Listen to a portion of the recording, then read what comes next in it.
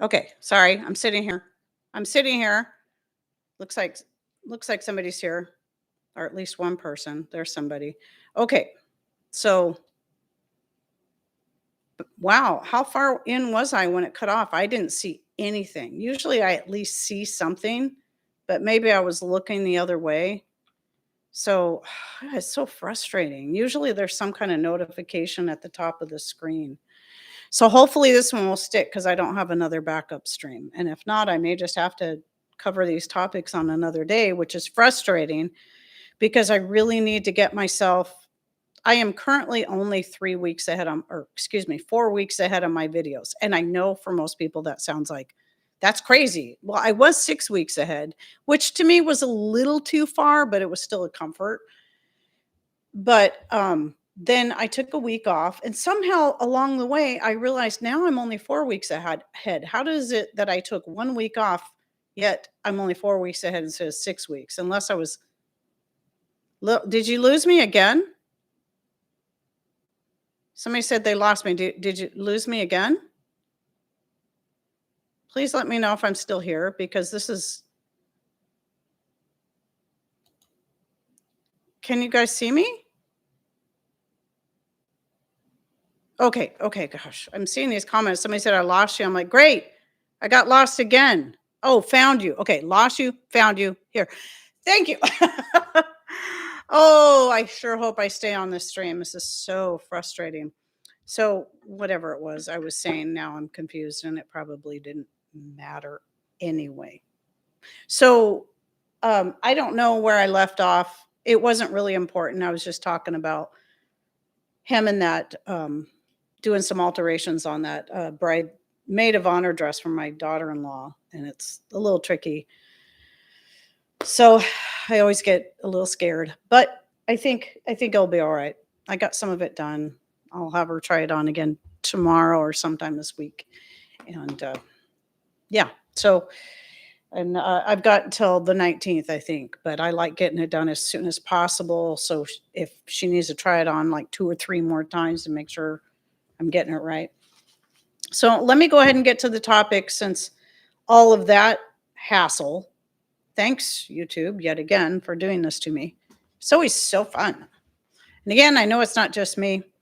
Um, so today I wanted to start off, even though this stream, I title each one different because I plan on talking about all the topics in the live, as most of you know. But I'm going to go ahead and start with talking about the apples. Now, these apples are actually from 2023. I didn't put any up last year since I was doing the whole sabbatical thing. So I was giving a lot of apples away, letting the birds have them, or whatever wildlife wanted them. The deer come around and eat our apples. And then just using as much as I could right off the bat, eating them fresh and making apple pies and whatnot.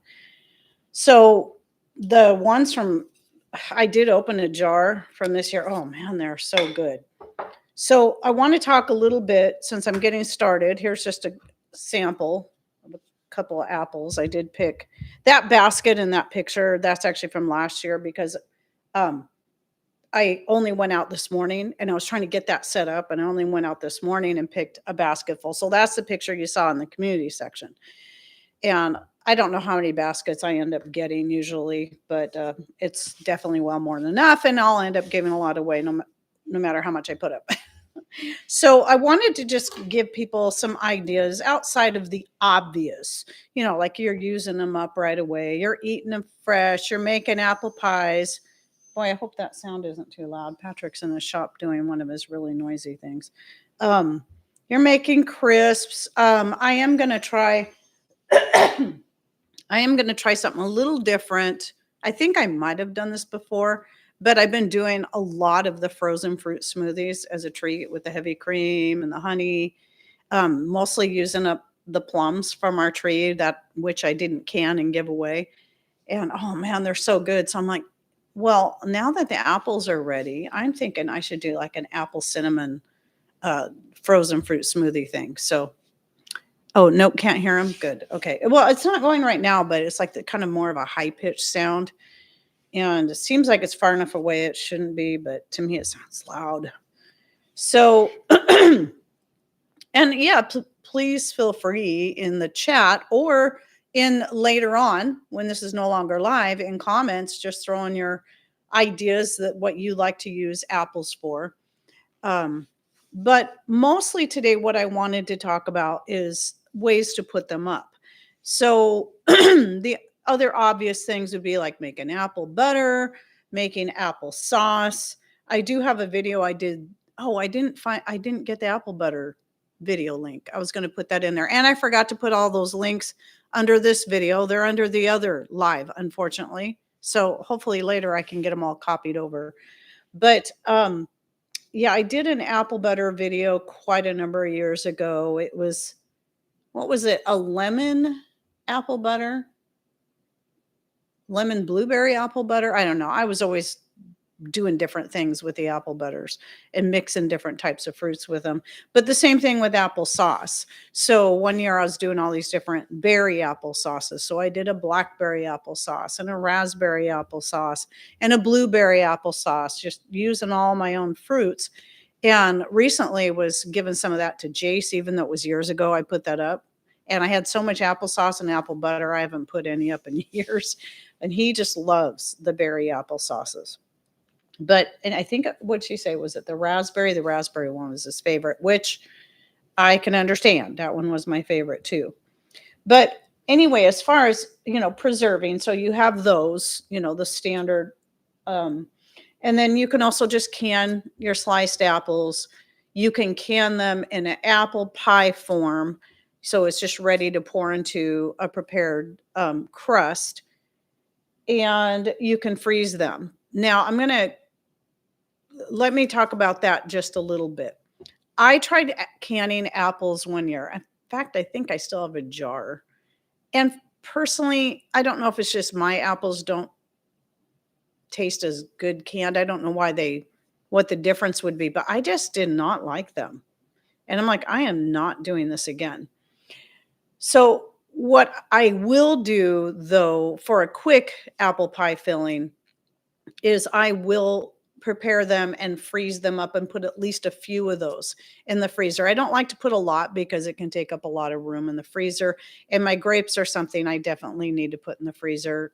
There's a reason why I like to keep them in more of a raw state, but frozen makes it better, easier for juicing and all that. But I get so many grapes, it's insane. I would have never thought when I planted those grapes years ago that I would end up with so many grapes every year. But just far more than I could ever use. So I usually end up giving tons of those away as well. But anyway, so you can do that. I know some people that like to do apple pie fillings and can them. And there's a lot of controversy about whether or not you should add flour when you're canning. A lot of people say no because it makes it too thick and the heat doesn't get all the way through. So that's something to think about. But when it comes to freezing, you don't have to worry about it. So when I freeze them for apple pies, I have them all sliced up, peeled, sliced, because we don't like the peels on our apples when we're using them in desserts. And then I'll put in my seasoning, or seasonings. That sounds funny. I don't spices, the cinnamon, a little bit of nutmeg and cloves. I like to add those too, and the sugar and the rhubarb powder. I add the rhubarb powder to give it add that little tartness that you'd normally use lemon juice for because, well, I have rhubarb. I don't have lemons. And so it's a lot cheaper and it's a way I can use up the rhubarb and I love it. And here's the other benefit of using the rhubarb powder is, how when you freeze things, and then it thaws and then it tends to be a lot more watery. Well, that rhubarb powder makes up the difference because it absorbs that excess liquid. And so you don't end up with a watery pie filling. Okay, we have company. Um, hang on just a minute.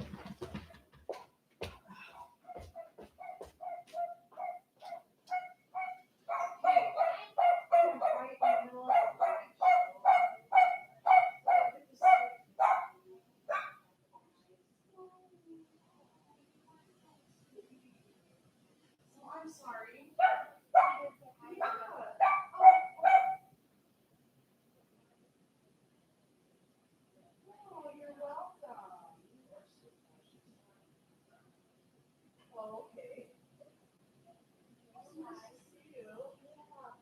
Sorry, I couldn't make it longer.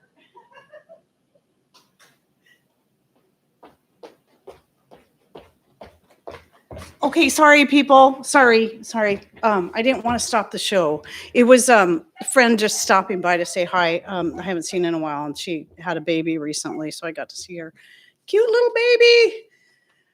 Anyway, her and my daughter-in-law, that just had her baby, little Kyra, they were actually due right about the same time, but they were born a few weeks apart. So anyway, I apologize for the interruption. I mean, they were cool. They're on their way to go visit her parents. And so she wanted to stop by and say hi and let me meet her little cute baby. And she was smiling. It was so cute. So where was I? So oh yeah, okay. So I was talking about the rhubarb and so that works really good. And that has been nice having it like that. However, the way that I preserve apples the most is like this, is to dehydrate them up, because like this, I can still use them for apple pie, and I can use them for apple crisps. I can even decide, let's just say I ever finally use up all the applesauce I put up years ago. I can make applesauce out of these and it doesn't take long. So it this is why dehydrating apples is my very favorite way to put them up, because it takes up so little space, and the uses for them like this are multiple uses. So let me just talk a little bit about some of those uses, since I haven't done a video like this in a while, in a few years, about all the uses, and I'm sure there's more that I've added that I can talk about. So to me, like I said, the most versatile, and obviously just snacking on them like this, they are so good. I mean, these apples, they're just the best eating apples, pie apples, all the way around apples. Though the particular ones I have right here are Gravenstein, and then the other ones, that's from my younger tree. They usually come on a little bit later. There's some ripe ones out there. I don't know what they are, but they're very, very similar to the Gravenstein. So that tree was already here when we moved in 35, 36 years ago, whenever that was. So anyway, so yeah, to rehydrate them for using in pies, crisps, turnovers, apple turnovers, all you got to do is cook them in some liquid. And what I prefer to do is cook them in some kind of juice. It doesn't matter what kind of juice. It can be apple juice.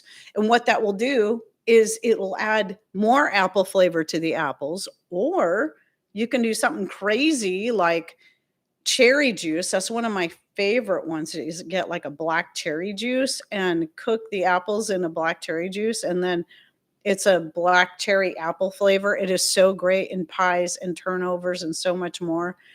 And any juice, mango, passion fruit, grape, doesn't matter. Raspberry, whatever sounds good to you. I mean, you already got fruit. If you already got fruit that you're making juices from, whatever. So it's just, I don't know. I can't say it enough how much I love the fact that I can do that and add more flavor, and the apples will cook up just great. They work perfect in pies, and I would think, even if you didn't rehydrate them in a juice first, I do still believe they would have more flavor in the apple pie. But that's just an assumption, because I always cook them in juice. You could even water the juice down. You just don't want to get too much in when you're cooking them, because you don't want any of that juice to go to waste, because you might have to pour off any of the excess. Well, you will have to pour off any of the excess liquid once they're fully rehydrated. Then you're going to add your starch, whatever starch it is, be it a flour or tapioca starch, whatever you're using as your thickener, your sugar, and your spices. So if you're adding spices,